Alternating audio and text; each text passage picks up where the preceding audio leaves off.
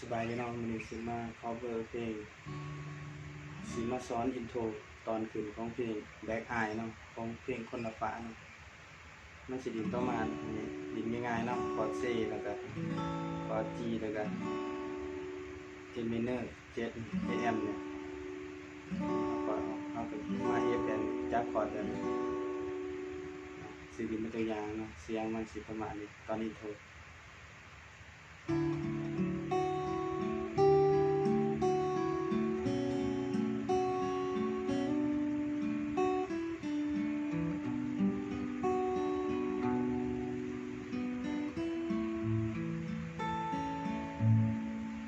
ประมาณนี้เนาะตอนอินโทรมันขึ้นเนาะเอาดึงซ้ายหากับซ้ายสองของกันพรมจับแบบคอร์ด C ธรรมดาแล้วก็เกาไปธรรมดาแล้วก็มาดึงซ้ายหากับซ้ายหนึ่งเอาก็ปล่อยออกอาจารย์หนึ่งซ้ายหากับซ้ายสองเอามาจับเป็นคอร์ด IM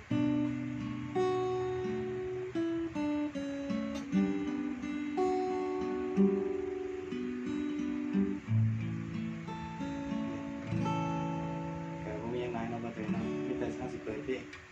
ดินไว้ต้องกันได้เนาะ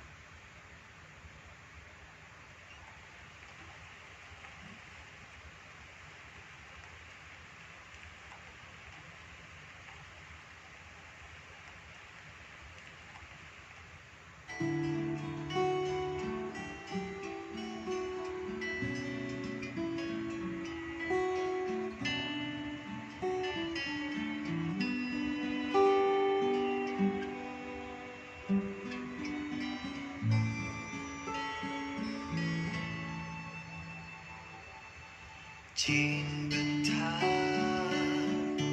หนทางสุดยาวไกลเบิ่งไปฟ้าเบิ่งถึง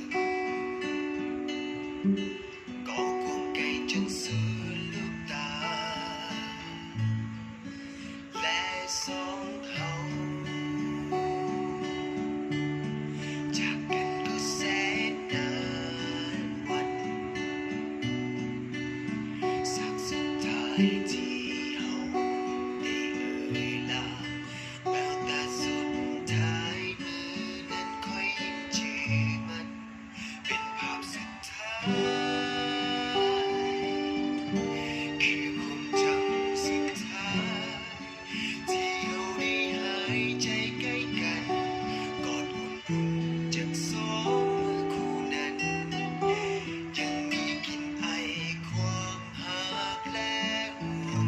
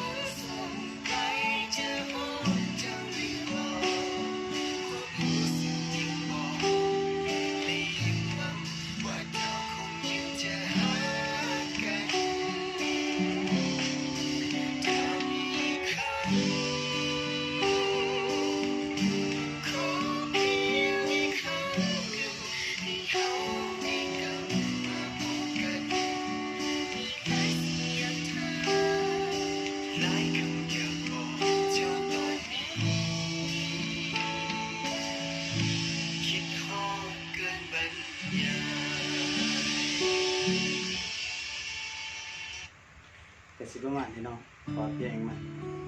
ผิดพลาดประการใดก็ขอโทษขออภัยเนาะก็สิดินบ่เป๊ะปานใดเนาะก็คันว่าถ้าว่าเขามารับชมก็ฝากกดติดตามฝากแชร์ให้เด้อเพื่อเป็นกำลังใจให้ขอบใจ